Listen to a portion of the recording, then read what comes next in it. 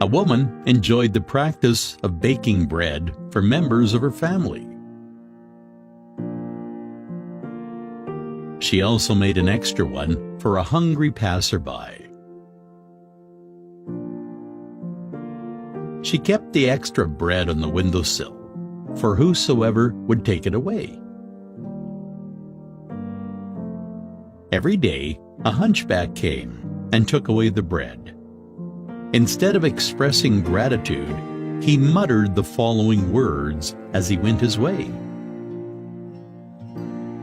"The evil you do remains with you. The good you do comes back to you." This went on day after day. Every day, the hunchback came, picked up the bread, and uttered the words, "The evil you do remains with you. The good you do comes back to you." The woman felt irritated. "Not a word of gratitude," she said to herself. "Every day, this hunchback utters this jingle. What does it mean?" One day, she decided to do away with him. "I shall get rid of this hunchback," she said. She added poison to the bread she prepared for him. However, as she was about to place the loaf on the windowsill, her hands trembled. "What is this I'm doing?" she said to herself. Immediately, she threw the bread into the fire, prepared another one, and placed it on the windowsill. As usual, the hunchback came, picked up the bread, and muttered the words, "The evil you do remains with you. The good you do comes back to you."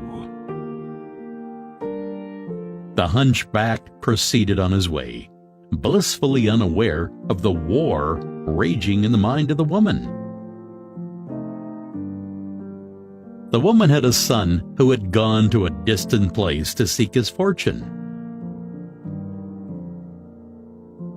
For many months, she had no news of him, and she prayed fervently for his safe return. That evening, there was a knock on the door.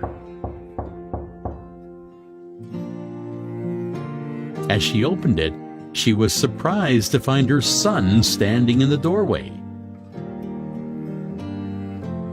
He had grown thin and lean. His garments were tattered and torn. He was hungry, starved, and weak.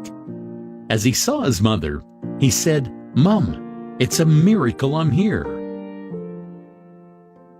While I was but a mile away, I was so famished that I collapsed. I would have died, but just then, an old hunchback passed by. I begged of him for a morsel of food, and he was kind enough to give me a whole bread.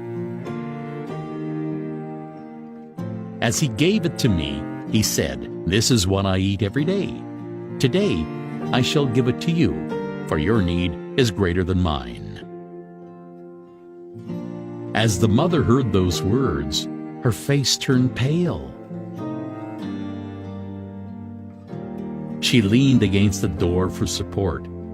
She remembered the poisoned bread that she had made that morning. Had she not burnt it in the fire, it would have been eaten by her own son, and he would have lost his life.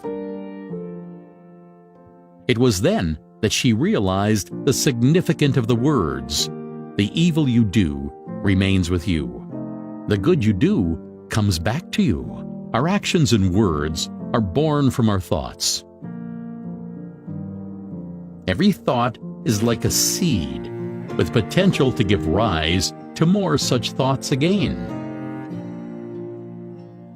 This is why it is important to be vigilant of our thoughts. When we think thoughts of harming others, it's like tossing a dagger at the sky. Sooner or later, it falls back on us. When we think thoughts of supporting others, it's like tossing fragrant flowers at the sky.